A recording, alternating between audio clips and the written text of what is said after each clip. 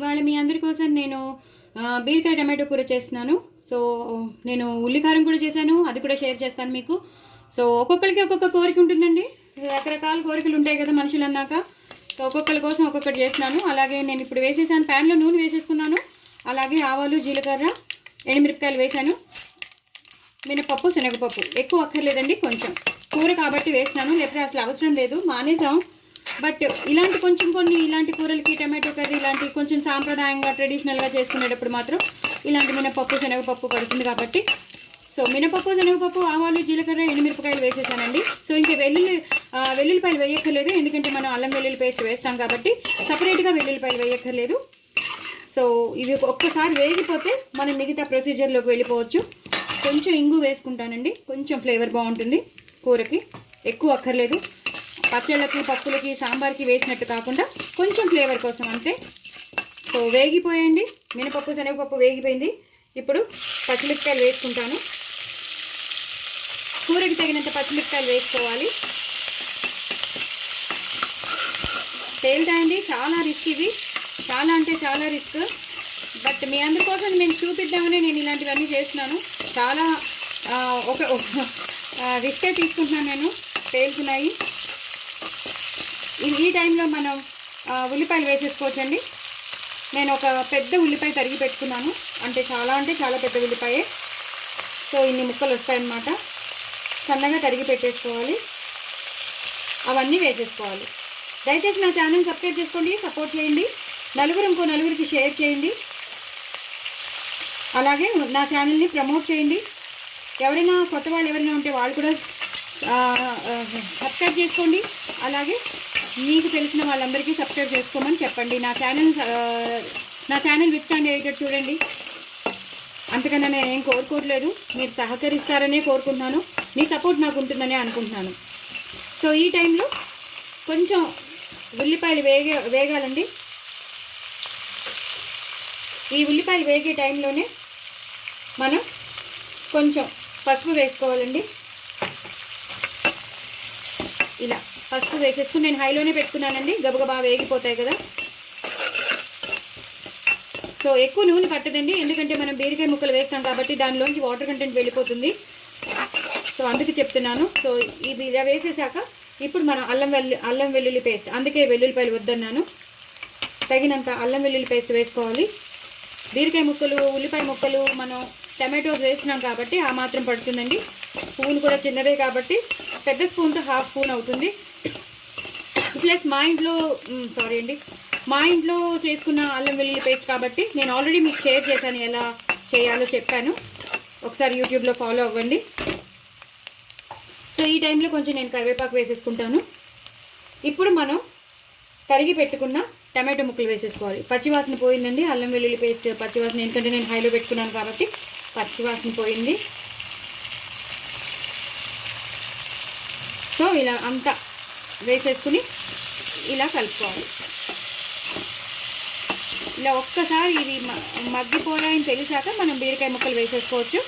ఆ తర్వాత నుంచి మనకి నెక్స్ట్ ప్రొసీజర్ ఉంటుంది. సో ఇప్పుడే మనం వేసేసుకోవచ్చు, ఎందుకంటే వాటర్ కంటెంట్ ఉన్నవే కాబట్టి అవి వేగాలి అని రూల్ లేదు. టమాటో ముక్కలు వేసేసాక మనం ఇలా సన్నగా తరిగి పెట్టుకున్న, చూసారు కదా ఎంత సన్నగా తరిగి పెట్టుకున్నానో, అలా సన్నగా తరిగి పెట్టుకున్న బీరకాయ ముక్కలు వేసేయాలన్నమాట.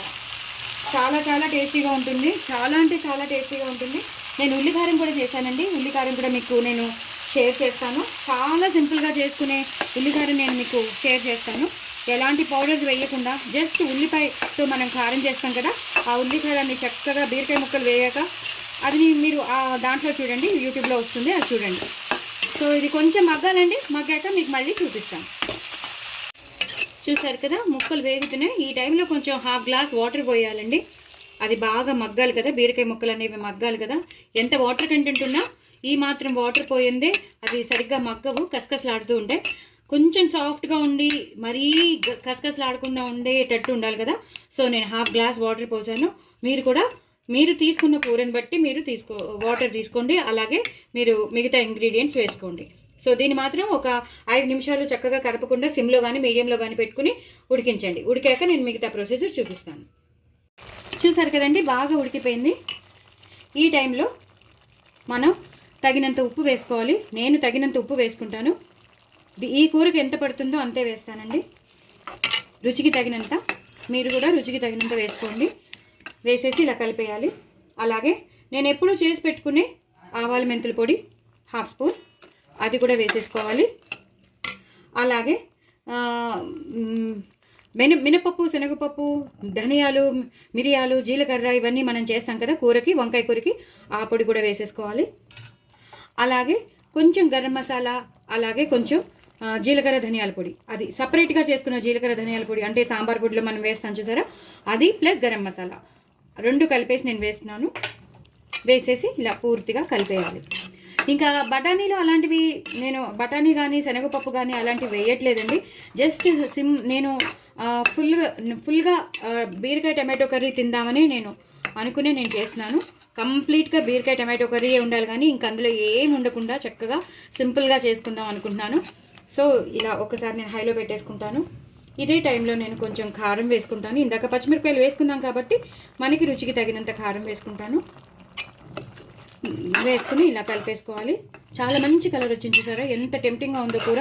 ఇంకా శనగపప్పు ఉడకబెట్టి శనగపప్పు అవి కానీ ఏం వేయక్కర్లేదు. బఠానీలు కూడా నేను వేయలేదు, ఉన్నాయి కానీ నేను వేయలేదు. బస్ జస్ట్ నేను ఇలాగే తిందాం అనుకుంటున్నాను. చూసారా ఈ కన్సిస్టెన్సీ చూసారు కదా అంత బాగుంటుందో. ఇదే టైంలో మీరు కొంచెం ఇలాంటి కూర కాబట్టి కొంచెం గ్రేవీ కర్రీ కాబట్టి ప్లస్ టమాటో బీరకాయ కర్రీ కాబట్టి ఒక హాఫ్ స్పూన్ షుగర్ వేయాలండి. కూర చాలా చాలా అంటే చాలా టేస్టీగా ఉంటుంది. తప్పకుండా వేయండి, లేదా అక్కర్లేదనుకున్న వాళ్ళు స్కిప్ చేయొచ్చు. బట్ కొంచెం వేస్తే ఏమవుతుందంటే కూర చాలా చాలా టేస్టీగా ఉంటుంది. దాని టేస్టే ఎన్హాన్స్ అయిపోతుంది. ఎందుకంటే ఆ టమాటో గుజ్జంతా ఇందులోకి వెళ్ళి ఆ షుగర్తో కలిసి ఆ ఉప్పు కారాలు మనం వేసిన పౌడర్స్తో కలిసి చాలా చాలా టేస్టీగా ఉంటుందన్నమాట. సో మొత్తం అన్నీ వేసేసామండి మనం. ఇంకేమీ లేదు వేయవలసినవి. ఉప్పు, కారం, మసాలా పౌడర్ అన్నీ వేసేసాం. ఇంకా లాస్ట్లోకి వచ్చేసాం.